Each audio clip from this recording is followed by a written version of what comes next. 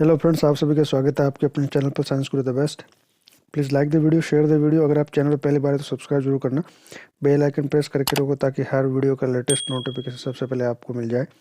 आज की क्लास है आज की क्लास है मानव श्वसन तंत्र एवं मानव जनन तंत्र यानी human respiratory system and reproductive system. इस पर मोस्ट इंपॉर्टेंट एमसीक्यू क्वेश्चंस लेकर आया हूँ। मोर देन 100 एमसीक्यू क्वेश्चंस आपको मिलेंगे।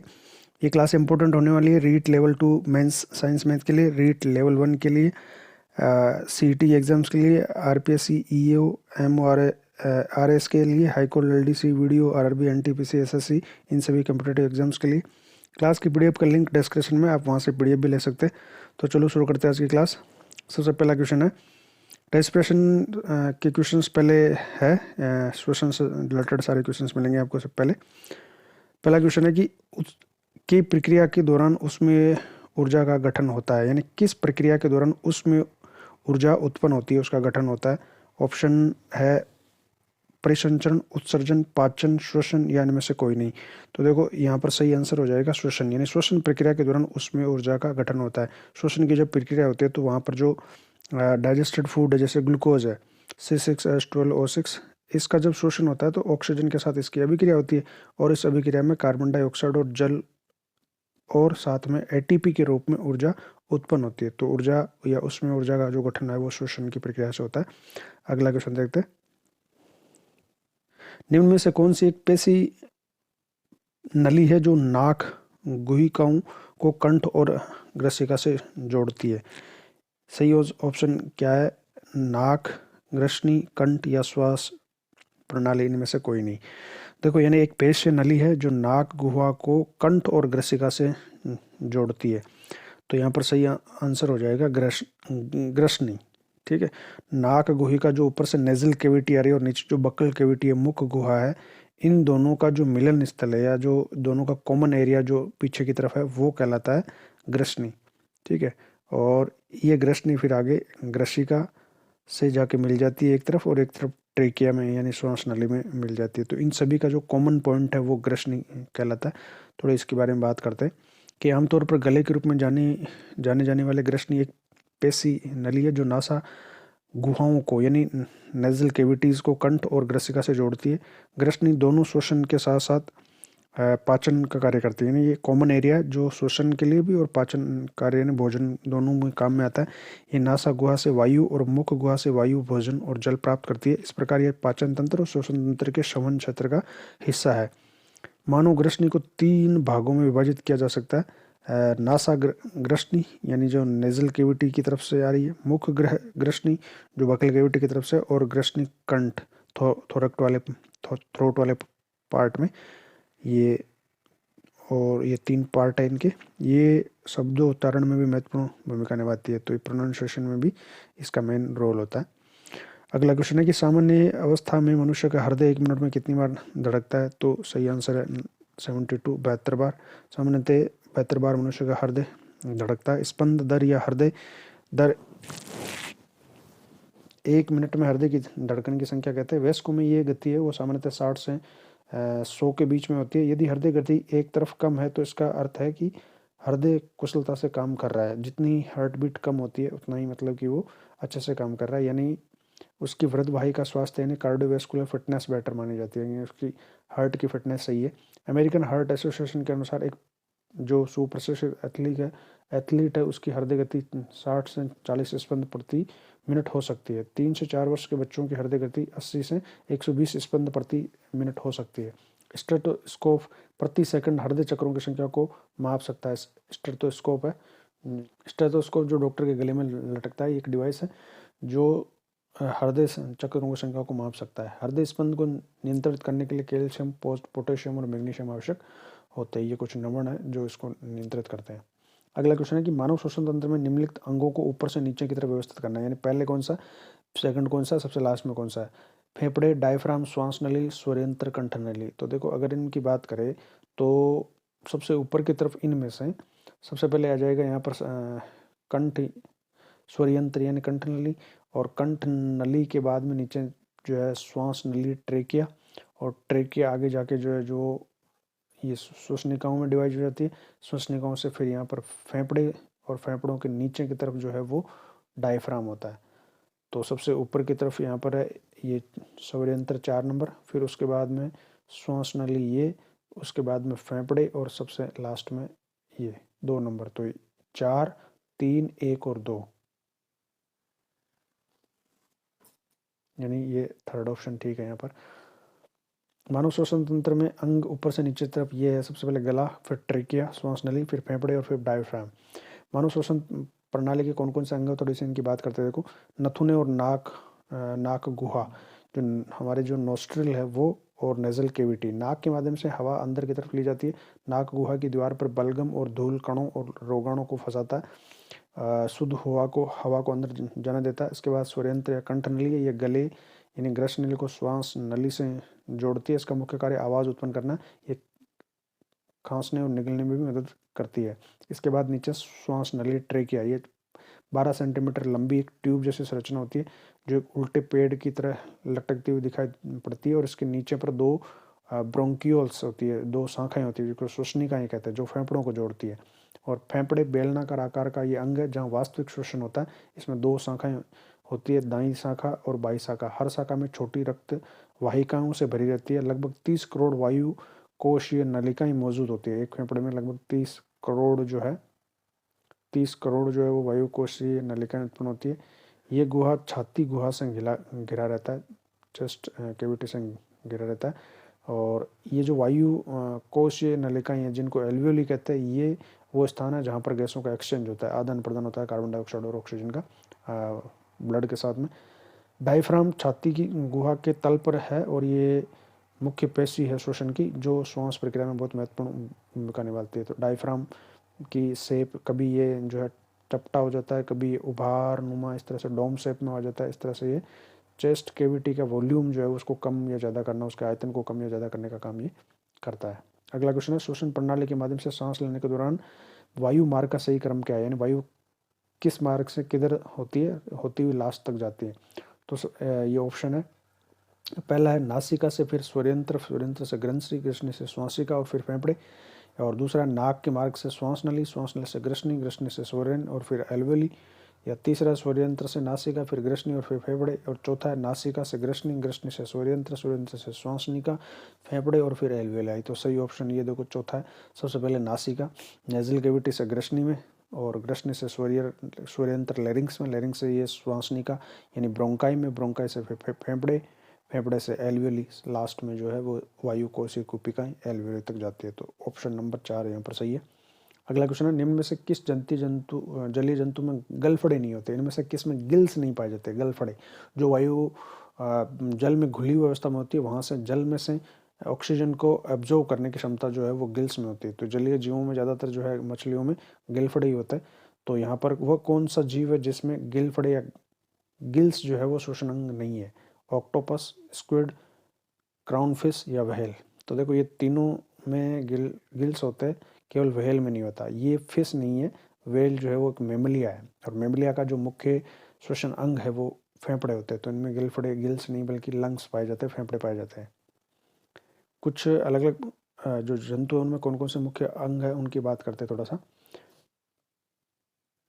एक तरफ ये पशु लिखे हुए हैं उनके नाम, और दूसरी तरफ उनका श्वसन अंग है। जैसे केंचुआ है तो यहाँ पर स्किन श्वसन का काम करती है। व्हेल मछली जो है वो मेमली है, तो फेफड़े इसमें काम करते हैं। मकड़ी और स्कॉर्पियन जो है इनमें फुफ्फुस होते हैं। कॉकरोच में श्वास नली, ट्रेकिया से ही लंग्स नहीं बनते, ट्रेकिया से ही इसमें रेस्पिरेशन श्वसन हो जाता है। टेडपोल मछली और झींगा, इनमें गलफड़े होते हैं, गिल्स होते हैं। मेंढक में तीनों होते हैं, यानी गिल्स किससे भी होता है, त्वचा से भी होता है, स्किन से भी, फेफड़े भी होते हैं और मुख गुहा से भी होते हैं। बुकलंग्स इनके फेफड़ों को कहा जाता है, ज़्यादा डेवलप नहीं होते। उभयचर जो है वो स्तनधारी मेमलिया, और पक्षी जो एवीज है इनमें फेफड़े इनका मुख्य श्वसन अंग होता है। मानव फेफड़ों का कौन सा भाग गैसों के विनिमय के लिए पृष्ठ प्रदान करता है। डायफ्राम, ब्रोंक्यूल्स, ब्रोंकाई या एल्वियोली। तो देखो गैसों का जहाँ आदान प्रदान होता है ना वो है एल्वियोली या वायु कोश को पिकाई कहते हैं इनको। यहाँ से ऑक्सीजन और कार्बन डाइऑक्साइड जो है इनका आदान प्रदान होता है। ऑक्सीजन गैस एल्वियोली के अंदर ले ली जाती है और कार्बन डाइऑक्साइड गैस है वो बाहर छोड़ दी जाती है। ठीक है।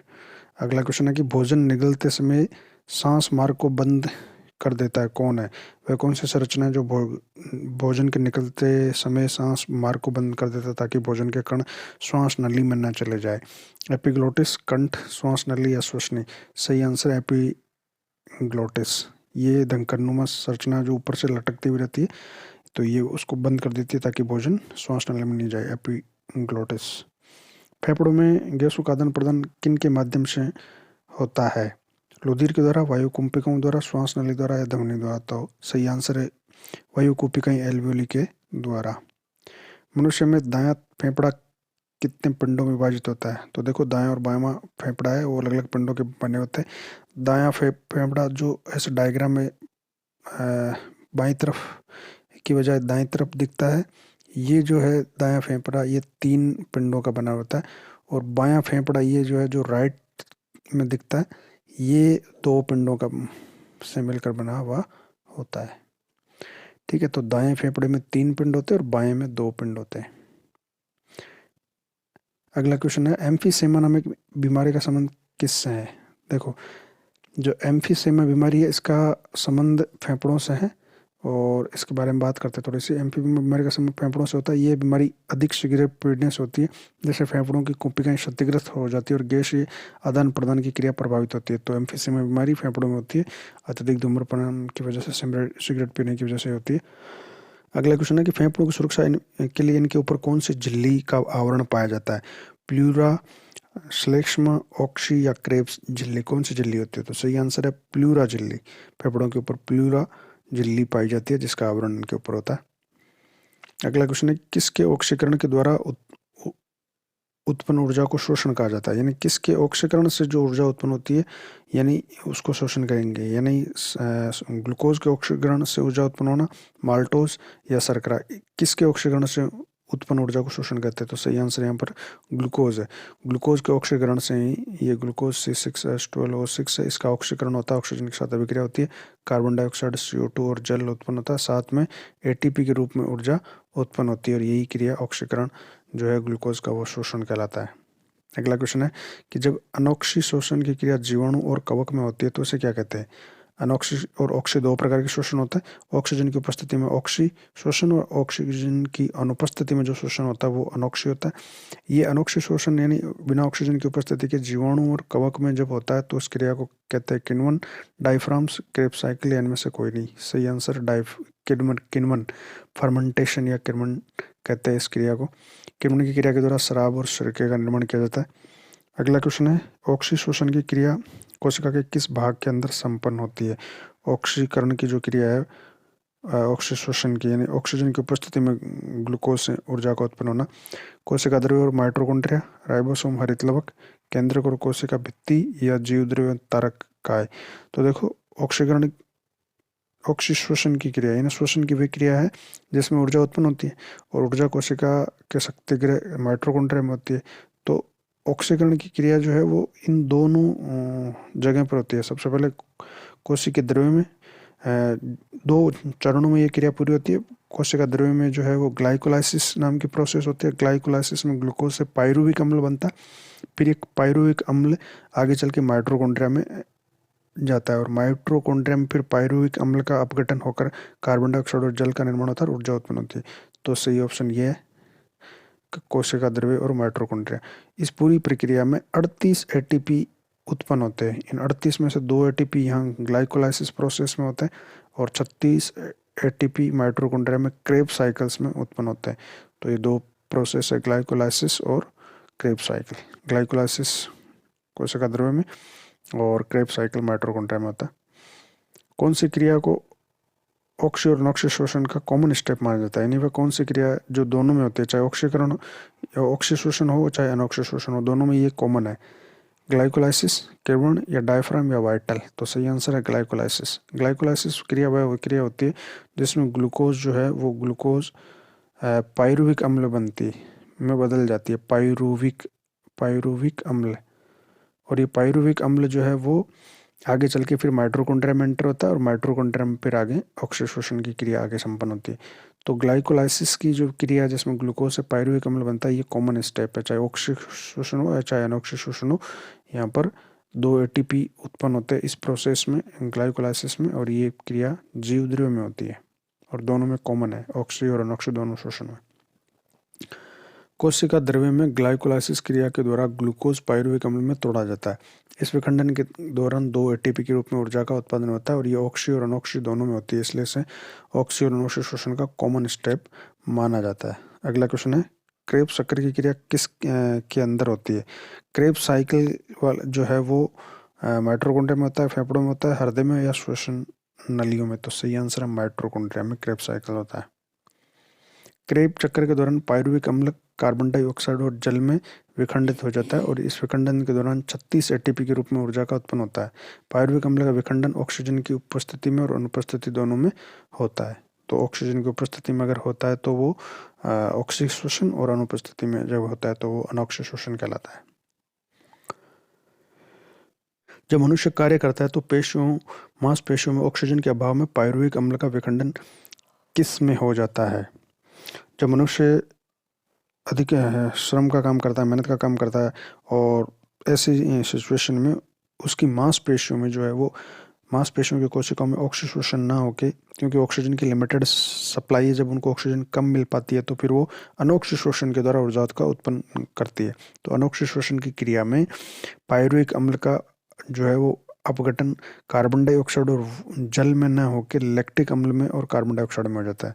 तो लैक्टिक अम्ल बन जाता है यहाँ पर हमारी मांसपेशियों में, और इसी लैक्टिक एसिड के बनने की वजह से मांसपेशियों में फिर दर्द होता है, और हॉट वाटर बाथ से, गर्म पानी से नहाने से या मसाज करने से लैक्टिक अम्ल जो है जो पूरी तरह से कार्बन डाइऑक्साइड और जल में अपघटित हो जाएगा, तब वो दर्द खत्म हो जाएगा। तो जब मनुष्य की मांसपेशियाँ बिना ऑक्सीजन के पायरुविक अम्ल का विखंडन करती है तो वहाँ पर लैक्टिक अम्ल और कार्बन डाइऑक्साइड होता है हमारी पेशियों में। और बाकी जो जीव होते हैं जिनमें जब अनॉक्सीशोषण होता है तो पायरुविक अम्ल जो है वो एथिल अल्कोहल में टूटता है, एथिल अल्कोहल बनता है, एथिल अल्कोहल बनता है और कार्बन डाइऑक्साइड बनती है, और लैक्टिक अम्ल के जमाव के कारण मांसपेशियों में दर्द होता है। श्वसन के दौरान सर्वाधिक मात्रा में कौन सी गैस छोड़ी जाती है? ऑक्सीजन, नाइट्रोजन, कार्बन डाइऑक्साइड, इनमें से कोई नहीं। देखो हमने क्या पढ़ा है कि श्वसन की क्रिया के दौरान ऑक्सीजन गैस ली जाती है और कार्बन डाइऑक्साइड गैस छोड़ दी जाती है, ठीक है। लेकिन सबसे अधिक मात्रा में कौन सी गैस छोड़ी जाती है? नाइट्रोजन छोड़ी जाती है, क्योंकि जब हम बाहर से एयर लेते हैं, हवा लेते हैं, तो हम अंदर 78% नाइट्रोजन लेते हैं जितनी हवा में है, और नाइट्रोजन हमारी आवश्यकता नहीं है, तो नाइट्रोजन वापस जब छोड़ेंगे तब भी हम नाइट्रोजन कितनी छोड़ेंगे? इतनी 78% ही छोड़ेंगे, ठीक है। तो जो हम अंदर लेंगे गैस वायु, उसमें भी सबसे ज़्यादा नाइट्रोजन ही होगी 78%, और जो बाहर छोड़ेंगे उसमें भी नाइट्रोजन ही होगी 78%। जो हम अंदर लेते हैं, इनहेल करते हैं, उसमें 21% ऑक्सीजन होती है। इसमें से जो है 5% ऑक्सीजन हमारे शरीर में काम आ जाती है, फेफड़ों में रह जाती है, और बाकी बाहर हम केवल 16% ऑक्सीजन ही छोड़ते हैं, ठीक है। 16% ऑक्सीजन हम छोड़ते हैं। और जब हम अंदर एयर लेते हैं तो वहाँ पर कार्बन डाइऑक्साइड 0.03% होती है, क्योंकि एटमॉस्फेयर में इतनी होती है। लेकिन जब हम बाहर कार्बन डाइऑक्साइड छोड़ देते हैं तो उस 0.05% हो जाती है। श्वसन के दौरान सर्वाधिक मात्रा में नाइट्रोजन गैस ग्रहण की जाती है और सबसे ज़्यादा यही नाइट्रोजन छोड़ी जाती है। ऑक्सीजन 21% ग्रहण की जाती है और 16% छोड़ी जाती है, यानी 5% का उपयोग हमने कर लिया। कार्बन डाइऑक्साइड 0.03% वातावरण में भी इतनी मात्रा में ग्रहण की जाती है और 4% छोड़ी जाती है। गहरी सांस लेने पर कितने लीटर गैस ग्रहण की जाती है? जब हम गहरी सांस लेते हैं, डीप इनहेल करते हैं, तब हम कितनी ऑक्सीजन अंदर ले लेते हैं, कितनी वायु अंदर लेते हैं? तो गहरी सांस लेने पर हम 5.5 लीटर जो है एयर वायु हम अंदर ले लेते हैं, और नॉर्मल जब हम गहरी सांस नहीं लेते, नॉर्मल सांस लेते हैं, तो हम 1.5 लीटर जो है वो एयर बाहर अंदर ले लेते हैं।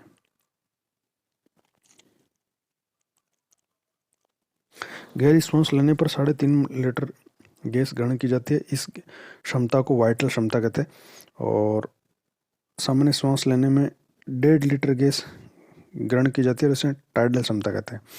तो वाइटल क्षमता है 3.5 लीटर गैस, और गहरी सांस लेने पर, और टाइडल क्षमता है सामान्य सांस लेने पर 1.5 लीटर, और तथा फेफड़ों में प्रत्येक स्थिति के अंदर 1.5 लीटर गैस हमेशा विद्यमान रहती है। इसे रेजिडुअल क्षमता कहते हैं। चाहे हम कितना दम लगा के चले एक्सेल कर दे, बाहर जितनी हम निकालनी है वायु उतनी हम फेफड़ों से निकाल दे वायु, फिर भी इतनी वायु हमेशा हमारे फेफड़ों के अंदर रहती है 1.5 लीटर।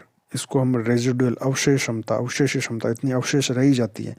तो रेजिडुअल अवशेषी कितनी है? 1.5 लीटर है।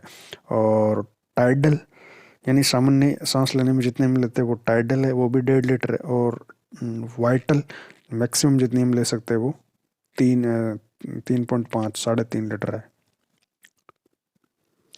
अगला क्वेश्चन है, वायुमंडलीय ऑक्सीजन को फेफड़ों में ग्रहण करना और शरीर के विभिन्न भागों में आती हुई कार्बन डाइऑक्साइड गैस को, वायुमंडलीय ऑक्सीजन को फेफड़ों में ग्रहण करना और शरीर के विभिन्न भागों से आई हुई कार्बन डाइऑक्साइड गैस को वायुमंडल में मुक्त करने की क्रिया क्या कहलाती है? यानी ऑक्सीजन को अंदर लेना और कार्बन डाइऑक्साइड को रुधिर से वापस वायु में छोड़ना, ये जो क्रिया ये क्या कहलाती है? तो देखो ये क्रिया श्वसन कहलाती है। ठीक है। और श्वसन में दो चीज़ें होती है, एक तो होती है इनहेलेशन, अंदर की तरफ लेना एयर को, और एक होती है एक्सेलेशन, बाहर।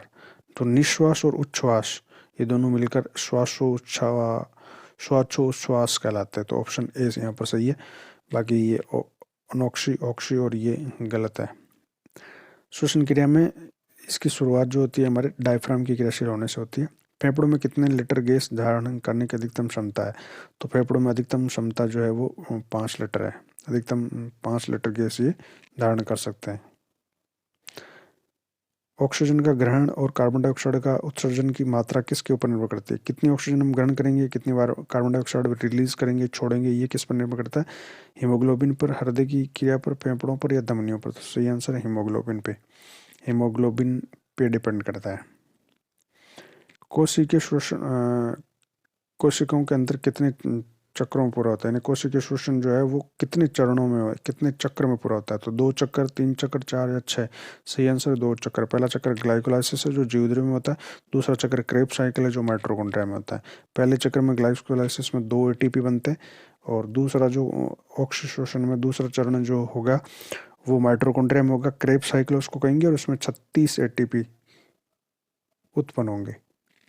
कोशिका शोषण कोशिकाओं के अंदर 2 चरणों ग्लाइकोलाइसिस और क्रेब्स साइकिल में पूरा होता है। ग्लाइकोलाइसिस जो है वो जीव द्रव्य में होता है, और क्रेब्स साइकिल जो है वो माइटोकॉन्ड्रिया में होता है, माइटोकॉन्ड्रिया में होता है। ठीक है। इसमें 36 एटीपी उत्पन्न होते हैं, इसमें 2 एटीपी उत्पन्न होते हैं। ये दोनों में कॉमन है, चाहे ऑक्सीशोषण हो कि अनऑक्सीशोषण हो, और ये क्रेब्स साइकिल जो है वो ऑक्सीशोषण में ही होता है। किसके ऑक्सीकरण के द्वारा उत्पन्न ऊर्जा को शोषण कहते हैं? ग्लूकोज के ऑक्सीकरण से, माल्टोज या शर्करा, या इनमें से कोई नहीं?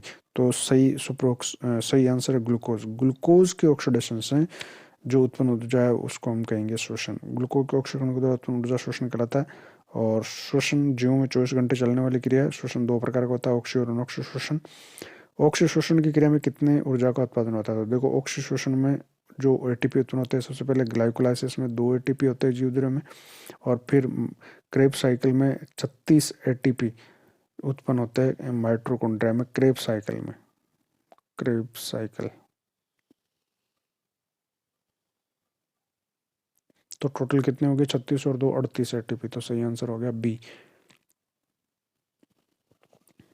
ऑक्सीजन की उपस्थिति में ग्लूकोज का पूर्ण जारण या पूर्ण शरण जो है वो शोषण कहलाता है, ऑक्सीशोषण कहलाता है। ऑक्सीशोषण की क्रिया में 38 एटीपी के रूप में ऊर्जा का उत्पन्न होता है, और ऑक्सीजन की अनुपस्थिति में ग्लूकोज का ऑक्सीकरण या जारण अनॉक्सीशोषण कहलाता है, जब बिना ऑक्सीजन के ही हो जाए, और इससे मांसपेशियों में दर्द का कारण संबंधित कोशिकाओं में ऊर्जा की कमी को माना जाता है, क्योंकि ये अनॉक्सीशोषण की क्रिया में 2 एटीपी के रूप में ऊर्जा का उत्पन्न होता है। तो अनॉक्सीशोषण में केवल 2 ही एटीपी ऊर्जा उत्पन्न होती है, और ऑक्सीशोषण में 38 एटीपी एनर्जी का उत्पादन होता है। तो अधिक ऊर्जा का उत्पादन ऑक्सीशोषण में होता है।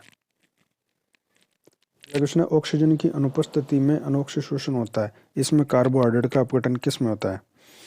जब ऑक्सीजन की अनुपस्थिति में अनॉक्सीशोषण होता है तो बिना ऑक्सीजन के ही कार्बोहाइड्रेट का अपघटन किस में होता है? तो कार्बोहाइड्रेट यानी ग्लूकोज का अपघटन जो है जब ऑक्सीशोषण होता है तब तो ग्लूकोज जो है वो ये C6H12O6 ये ग्लूकोज है। इसका अपघटन है वो CO2 और H2O इनमें होता है, कार्बन डाइऑक्साइड और जल में होता है। लेकिन जब अनोक्ष शोषण होता है तो ये ग्लूकोज जो है C6H12O6 ये बिना ऑक्सीजन के सीधा ही जो है वो एथिल अल्कोहल C2H5OH और कार्बन डाइऑक्साइड CO2 इनमें अपघटित हो जाता है। तो सही आंसर यहाँ पर हो जाएगा एथिल अल्कोहल और जल। ये ग्लूकोज नहीं, कार्बन डाइऑक्साइड और जल ये तो ऑक्सीजन में होता है, कार्बन डाइऑक्साइड और जल वाष्प ये भी नहीं है। तो सही आंसर ये है एथिल अल्कोहल और जल का निर्माण। अगला क्वेश्चन है हीमोग्लोबिन की अनुपस्थिति में भी रुधिर कितने प्रतिशत ऑक्सीजन का आदान प्रदान कर सकता है। अगर हीमोग्लोबिन उपस्थित नहीं है तो भी हमारा रक्त जो है 2%, 3%, 3.57% या 4.25% कितना प्रतिशत ऑक्सीजन का आदान प्रदान कर सकता है। तो सही आंसर है 2%। लेकिन ये बहुत कम होगी एफिशिएंसी ऑक्सीजन की उपलब्धता। तो ऐसे में हम बिना हीमोग्लोबिन के जो हमारे शरीर के सभी कोशिकाओं तक पर्याप्त मात्रा में ऑक्सीजन का नहीं पहुंच पाती, इसलिए हीमोग्लोबिन जरूरी है। और बिना हीमोग्लोबिन के हमारा जो रक्त है वो 2% ऑक्सीजन का आदान प्रदान कर सकता है। अधिक परिश्रम करने पर लैक्टिक एसिड का निर्माण होता है, इससे थकान महसूस होती है और कार्बन डाइऑक्साइड का संबंध मुख्यतः बाइकार्बोनेट्स के रूप में होता है।